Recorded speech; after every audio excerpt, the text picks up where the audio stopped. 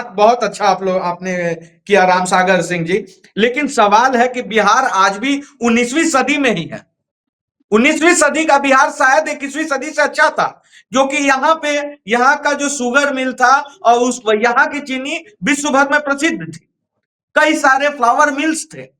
दाल का कटोरा कहे जाने वाला बाढ़ क्षेत्र जहां का कहा जाता है कि पूरे इंडिया को दाल खिलाने के लिए पर्याप्त है, लेकिन आज वहां पे एक भी मिल नहीं है। तो 21वीं सदी का बिहार किस तरह से सुदृढ़ होगा? सरकार जवाब नहीं, दे, विपक्ष भी जवाब दे। मैं इसका जवाब देना चाहूंगा। अब जिस बात की बात कर रहे हैं शुगर मिल का, अब वायबल नहीं है और उसके जगह पर इथेनॉल की फैक्ट्रियां लग रही है। और केवल बिहार में ही नहीं बल्कि दूसरे प्रदेशों में भी। जब शाहनवाज हुसैन जी जब उद्योग मंत्री बने तो 17 फैक्ट्रियां यहां लगाने का काम किया। जिसका बात कर रहे हैं मोकामा और बाढ़ का, मैं तो मोकामा से ही हूं और दाल के कटोरा वाले इलाके से आता हूं।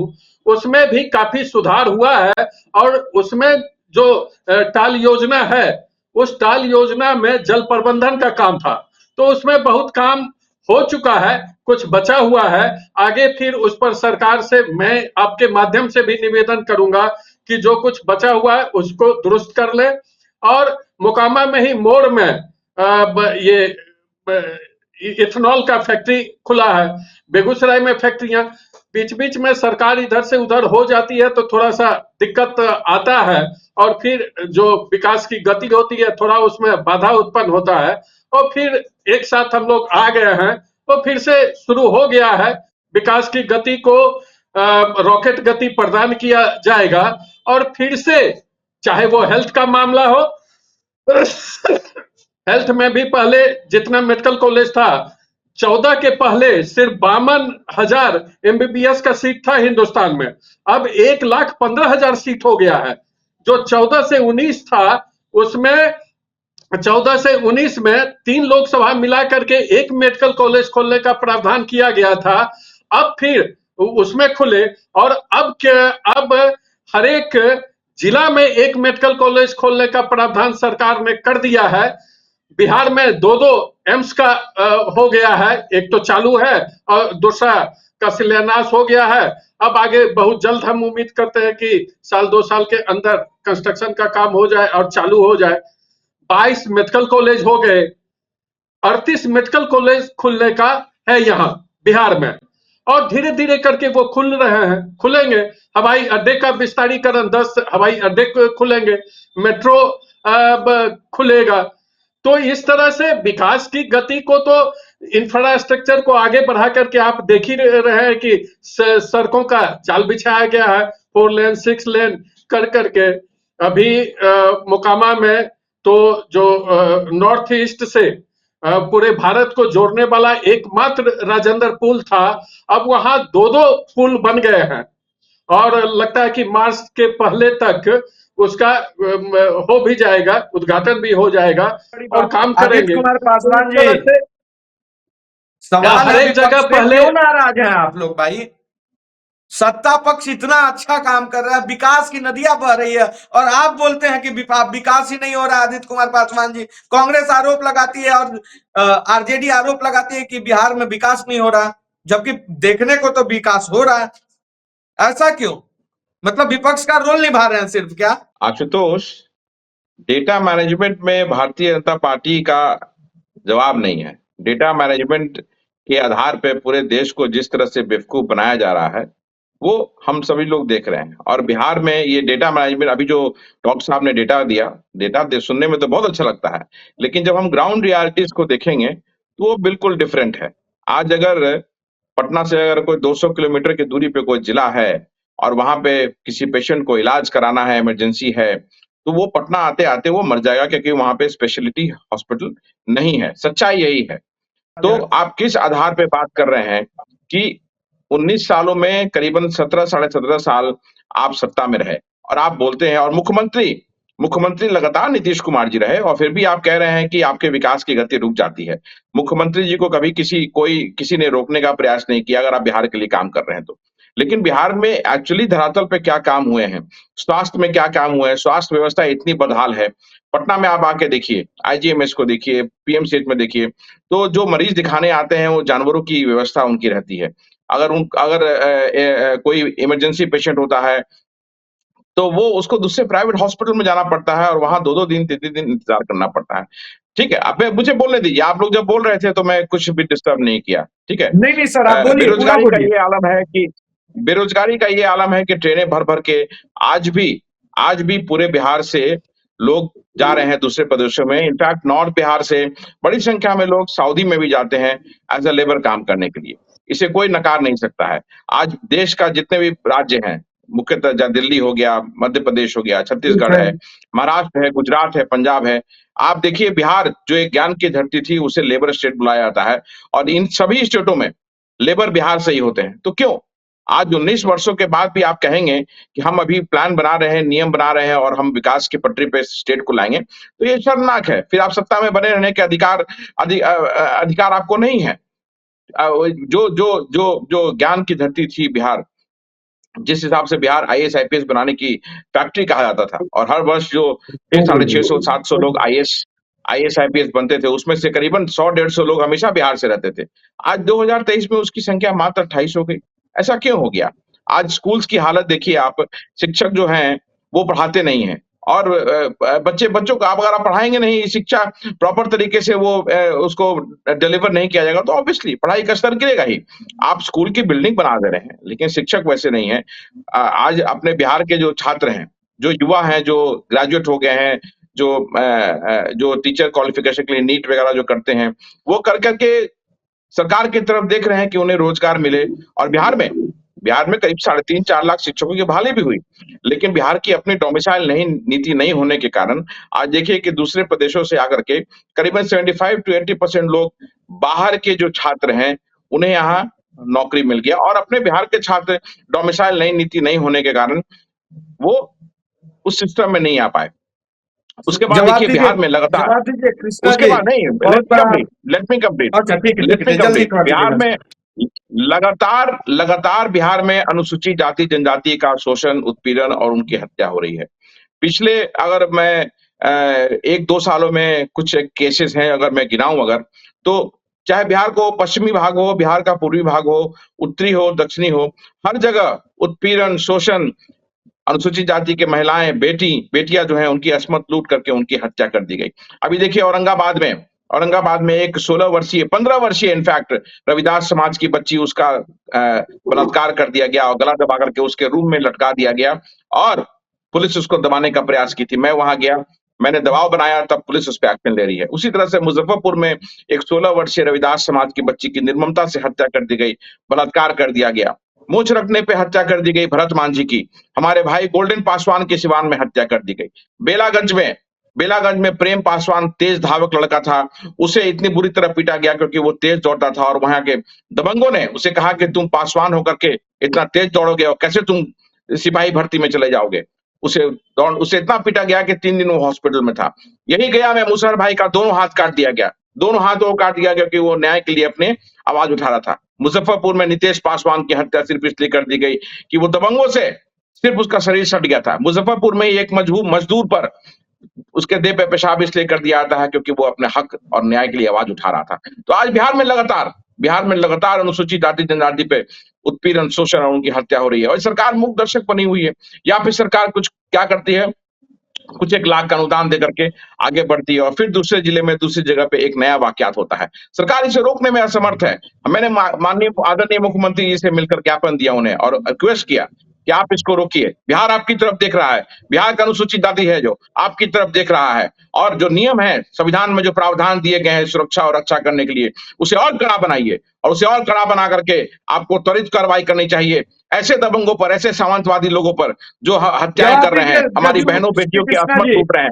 लेकिन ये सरकार अभी तक मूक दर्शक बनी हुई है और बिहार का अनुसूचित जाति जनजाति, आशुतोष, मैं कहना चाहूंगा कि एकत्रित संगठित हो रहा है और आने वाला 2025 चुनाव में आप नीतीश जी जब चुनाव के लिए और जनता दल यूनाइटेड और भाजपा के हमारे मित्र जो हैं जब चुनाव में आएंगे तो यही बहन बेटियां जिन पर उत्पीड़न, शोषण और प्रताड़ना हुआ है, यही बच्चे हमारे जिन्हें परेशान किया जा रहा है, जातिवाद के कारण वो इनका जवाब मांगेंगे, तब देखते हैं क्या होता है।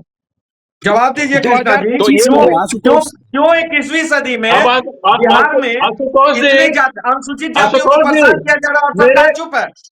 जवाब दीजिए।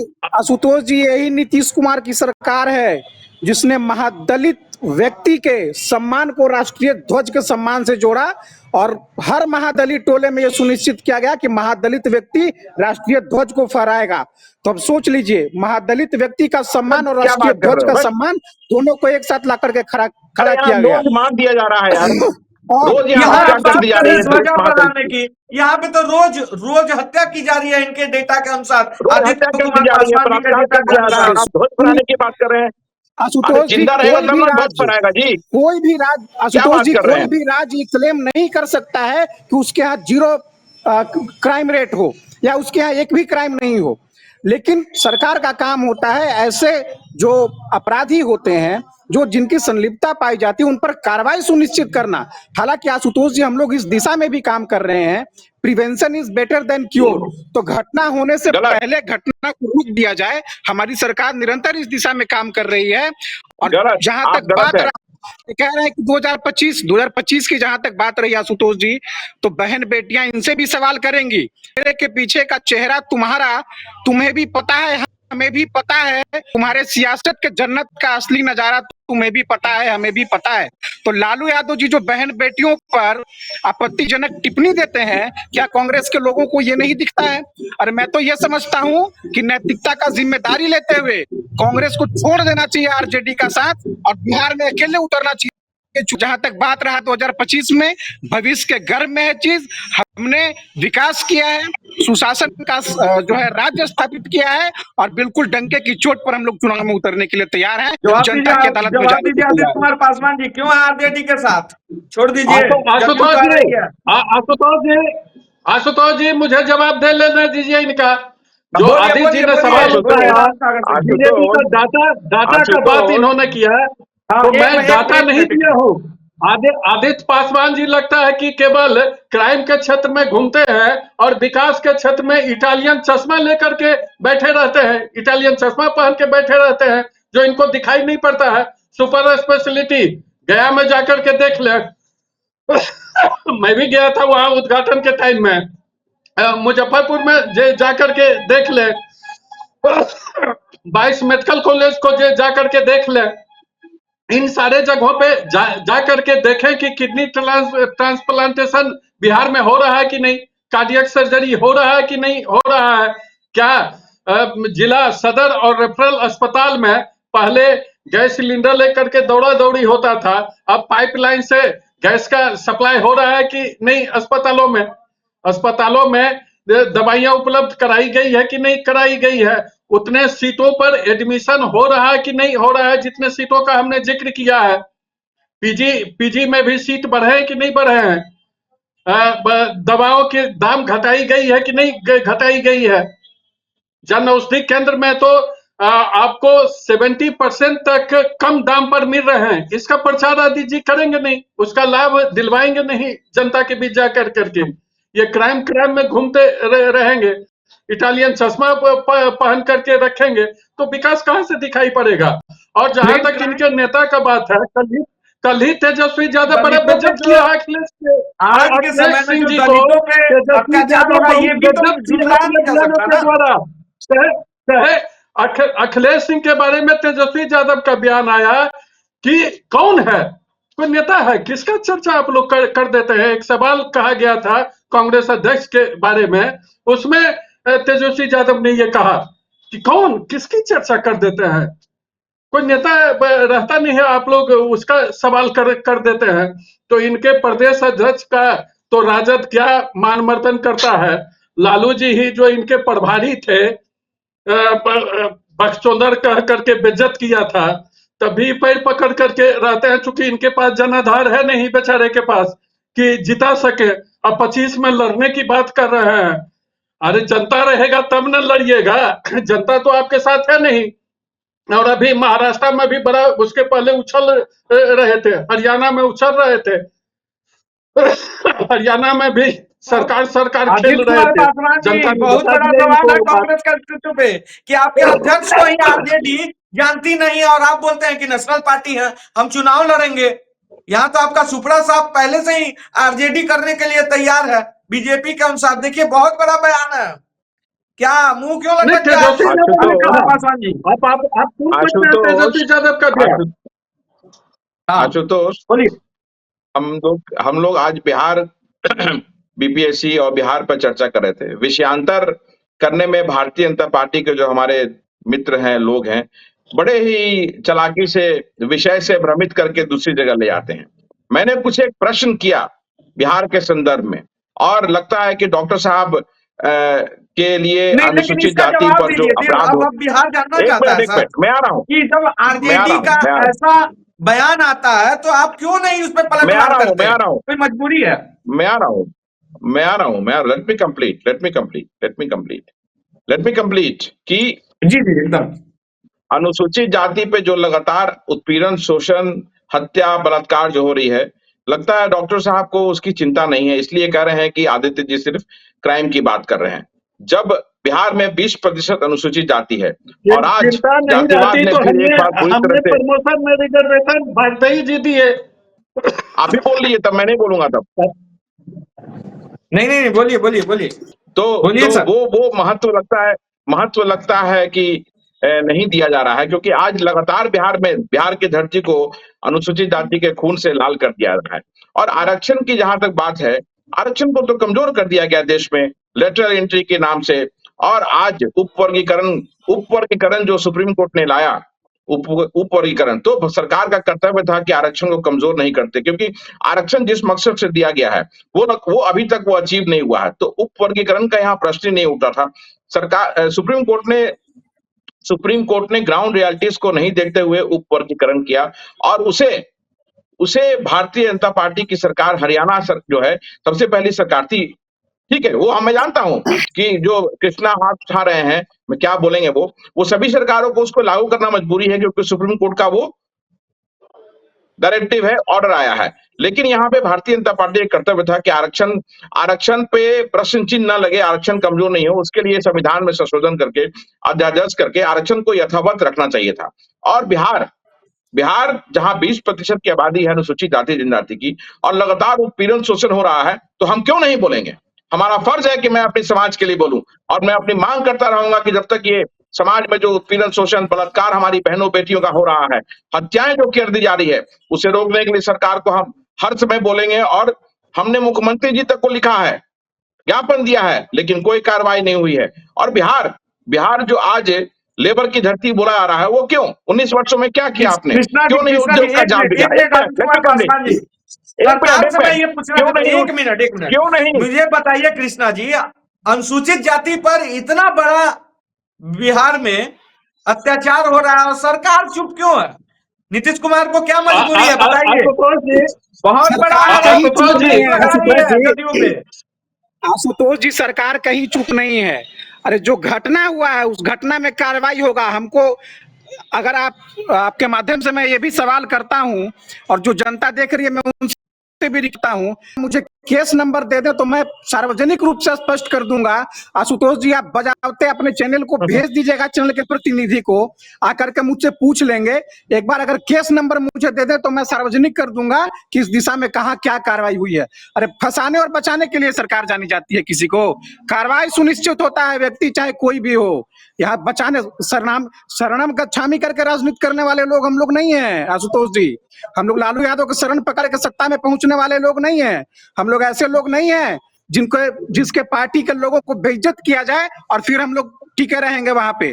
तो मैं समझता हूं जहां तक क्राइम का बात है, मुझे एक बार अगर वो डाटा देंगे, केस नंबर दे देंगे, सारा चीज बैठ करके सार्वजनिक कर दूंगा। और आश्वस्त करता हूं आशुतोष जी आपके चैनल के माध्यम से, यदि आशुतोष जी एक मिनट मेरी बात सुन लीजिए, यदि मैं आपके चैनल के माध्यम से आश्वस्त करता हूं, यदि कार्रवाई नहीं हुई या किसी भी प्रकार का कोई भी त्रुटि पाया गया, मैं आश्वस्त करता हूं आशुतोष जी, वैसे पदाधिकारियों पर कठोरतम कार्रवाई सुनिश्चित की जाएगी। मैं ये ऑन रिकॉर्ड बोल रहा हूं आशुतोष जी। बोलिए आदित्य कुमार पासवान जी, केस नंबर दीजिए, खबर फर्स्ट के सामने, मीडिया के सामने। ये सरकार तो कर ही रही है काम। सरकार बोल रही है कि आशुतोष करेंगे। जी, बिहार में बोलिए आशुतोष बोलिए जी, मैं बोलिए इनके बोलिए, वर्गीकरण का जवाब डॉक्टर दे राम देता सागर हूँ। सिंह जी कुछ बोलना चाहते हैं, 1 मिनट बोल लेने दीजिए, जी जी जी, बोलिए। मैं इनके वर्गीकरण का जवाब दे देता हूँ। पहली बार बिहार में जो वर्गीकरण किया गया था वो कर्पूरी ठाकुर जी ने किया था, और हम उस समय सरकार में शामिल थे, हमारी पार्टी शामिल थी, और उस वर्गीकरण का साथ दे करके पिछड़े, अत्यंत पिछड़े का जो कॉन्सेप्ट लाया गया था उसमें हम सहमत थे, और हमारे सहमति से ही उसको लागू किया गया था कर्पूरी जी के टाइम में। जब भी इस तरह और की यही बातें लालू आई यादव है जी तो हमारी कर्पूरी पार्टी ठाकुर को पीछे नहीं बेइज्जत गई करने है। वाले लोग हैं। हाँ, जहां यही सुप्रीम राष्ट्रीय कोर्ट की जनता बात दल कर के रहे लोग हैं हैं तो जिन्होंने वर्गीकरण कर्पूरी का जो ठाकुर का है बेइज्जती किया था। वो पहले ही एक कमेटी बना दी गई है, और उस कमेटी का रिपोर्ट आ गया है। ये 24 से 29 तक में वाह, जिसका वो वर्गीकरण का बात कर रहा है, बहुत जल्दी उसको लागू करने का भी काम किया जाएगा। समाज में बताइए जो पिछड़ कर्पूरी गए ठाकुर, हैं उनकी उदय तो मेरा मेरा आशुतोष लक्ष्य जी, है, अंतिम व्यक्ति का उदय। तो जो मुझे समाज में निजी काम पिछड़ से गए हैं उनको हॉस्पिटल आगे निकलना है, लाएंगे मैं ही, क्षमा और ला चाहता हूँ रहे बस हैं। बस आशुतोष जी। डिबेट का अंतिम चरण ही है, अंतिम चरण है डिबेट का। आदित्य कुमार पासवान जी 2 जवाब दीजिए। सबसे पहला, जदयू बहुत बड़ा बात बोल दी कि आरजेडी आरजेडी जो है वो कर्पूरी ठाकुर का अपमान की, फिर भी आप उनके साथ हैं। दूसरी बात कि सरकार तो काम करना चाहती है, केस नंबर दीजिए, सरकार उस सारे केस को फॉलो करेगी। जल्दी से जवाब दीजिए। अरे लालू जी मतलब कपटी ठाकुर कहा करते थे कर्पूरी सरकार ठाकुर जी में को।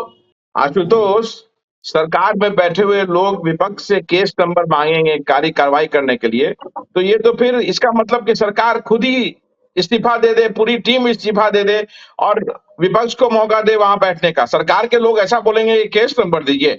आज रोज बिहार में हत्याएं हो रही हैं, उत्पीड़न के केस आ रहे हैं, शोषण बलात्कार हो रहा है, और हमारा दबाव प्रशासन पे होता है। हम वहां जाके आंदोलन करते हैं, तब जाके प्रशासन वहां काम करती है, और सरकार के लोग कहेंगे कि आप मुझे केस दीजिए, मैं उसको सॉल्व करूंगा।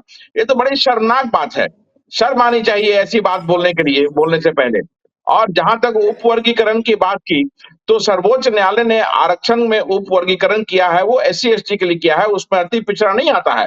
तो मैं चाहूंगा कि डॉक्टर साहब एक सीनियर है, सीनियर व्यक्ति है भाजपा में, पहले जो जो इश्यू होता है उसकी पूरी जानकारी रखें, और एससी एसटी पे जो उप वर्गीकरण हुआ है उस पे बात करें। उप वर्गीकरण जो है वो सर्वोच्च न्यायालय में उसमें अति पिछड़ा को कहीं से भी शामिल नहीं किया है।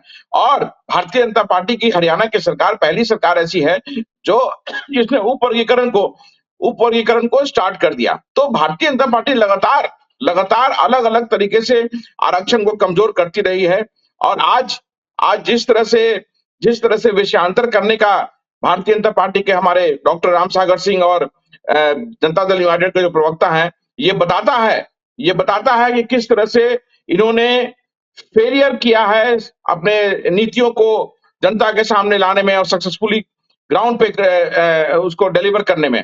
तो ये बताता है कि किस तरह से ये सरकार सिर्फ विज्ञापन के माध्यम से 19 वर्षों से बिहार में चल रही है। धन्यवाद आप काका सभी का जो हमारे कालेलकर साथ जुड़े रिपोर्ट हुए हैं। को किस पार्टी के, कांग्रेस ने ही दबा करके रखा था ना। काका कालेलकर रिपोर्ट कब आया, क्यों नहीं कांग्रेस 1947 उसका इम्प्लीमेंट किया था, और एक दो आपके नहीं। प्रधानमंत्री जो नेहरू जी की बात करते हैं उस तरह से बात कीजिए आप फिर भी कि जब नेहरू जी क्या मुराद जी करते के थे। सर टाइम सर में, इस पे रखेंगे, ये अभी टॉपिक दूसरा है सर, टॉपिक दूसरा, अभी बिहार का टॉपिक है, इस पे हम एक दिन आएंगे और करेंगे हर एक टॉपिक पे। मैं चाहता हूं कि जो मेरा शो है उसका निष्कर्ष निकले। तो इस डिबेट शो का 2 निष्कर्ष तो निकल चुका है। पहला कि सरकार के पास अगर बात जाएगी, आदित्य कुमार पासवान जी मैं चाहूंगा कि आप ऑन रिकॉर्ड खबर फर्स्ट को वो केस नंबर दीजिए, क्योंकि मैं चाहूंगा, देखना चाहता हूं कि जदयू उस केस नंबर पे कितना वर्क करना चाहती है। दूसरी बात, बिहार के युवाओं को लेकर और जो अभी तक सरकार का जो रोल रहा है वो सारी चीजें एक क्लियर मिनट हुई है। बोलिए बोलिए आशुतोष, सर, लास्ट है, जितने लास्ट, भी क्योंकि डिबेट बहुत लंबा हो हाँ गया। लास्ट है, जितनी भी केसेस हुए हैं जहां मुझे जानकारी मिली है, जहां जहां मैं गया हूं, और मैंने पूरी अपनी कोशिश की है, मेरी प्रदेश की टीम वहां गई है, प्रतिनिधि मंडल वहां पे गया है, और हमारी पूरी कोशिश रही है कि वहां पे जो पीड़ित रहे हैं उनको हम न्याय दिला सकें। और हमारा दबाव रहा है, और दबाव के कारण जो जो लोकल प्रशासन रहा है उसने वहां काम किया है। तो केस नंबर की बात ही क्या नहीं है, हमने लड़ करके पीड़ितों के लिए न्याय लिया है। और आज अगर सरकार के लोग कहते हैं ये केस नंबर दीजिए, तो इन्हें शर्म आना चाहिए और अपने पद से इस्तीफा दे देना चाहिए। धन्यवाद, थैंक यू, जय हिंद, जय जोहार। बोलिए बोलिए कृष्णा जी, कुछ बोलना चाहते हैं क्या? चलिए, ये था आज का डिबेट शो। और सबसे पहले मैं बीजेपी के डॉक्टर राम सागर सिंह को ज्वाइन करने के लिए धन्यवाद करता हूँ। क्या सर कुछ बोलना अधिकारी ने चाहते? काम तो किया, न्याय तो दिलवाए। हाँ, इस बात के लिए आदित्य जी आपको धन्यवाद। लड़ते रहिए इसी तरह के से। जो भी समाज में अन्याय होता है तो उसके खिलाफ आवाज उठाइए, लेकिन पार्टी के अंदर भी उठाइए। बहुत बड़ा सवाल है सर। इस डिबेट को थोड़ा सा मैं लंबा करना चाहूंगा, अगर आदित्य कुमार पासवान जी हैं लाइव तो। आदित्य कुमार पासवान जी चलिए, शायद जा चुके हैं। तो डॉक्टर राम सागर सिंह जी, आपका धन्यवाद जुड़ने के लिए। और तमाम पैनलिस्ट जो जदयू और कांग्रेस से, आदित्य कुमार पासवान जी कांग्रेस से थे, और कृष्णा जी को भी धन्यवाद जो आए। और आज व्यापक चर्चा हुई और सार्थक चर्चा हुई, और इस चर्चा का निष्कर्ष निकला कि बिहार किस तरह से आगे होगा। देखिए, डिबेट शो आपने नेशनल चैनल पे देखा होगा, जहां पे डिबेट शो होता है कोई रिस्पॉन्स नहीं आ पाता, लेकिन खबर फर्स्ट का डिबेट कराने का तरीका अलग है। यहां हम सबकी बात सुनते हैं, सबकी बात सुनने के बाद उसका निष्कर्ष जरूर निकालते हैं। तो बिहार की जनता के सामने निष्कर्ष साफ है, सरकार काम कर रही है, लेकिन त्रुटि भी हो रहा है। उस त्रुटि को दूर करने की कोशिश कर रही है। लेकिन क्या आज भी मेरा सवाल यह है, बीपीएससी ने जो छात्रों के साथ किया, क्या वो सही है? कमेंट कर कर बताइएगा जरूर। और हम छात्रों के साथ हैं, ना स्याही के दोस्त ना सफेदी का दुश्मन। सच दिखाना काम है, हम दिखाते रहेंगे डंके की चोट पे। धन्यवाद।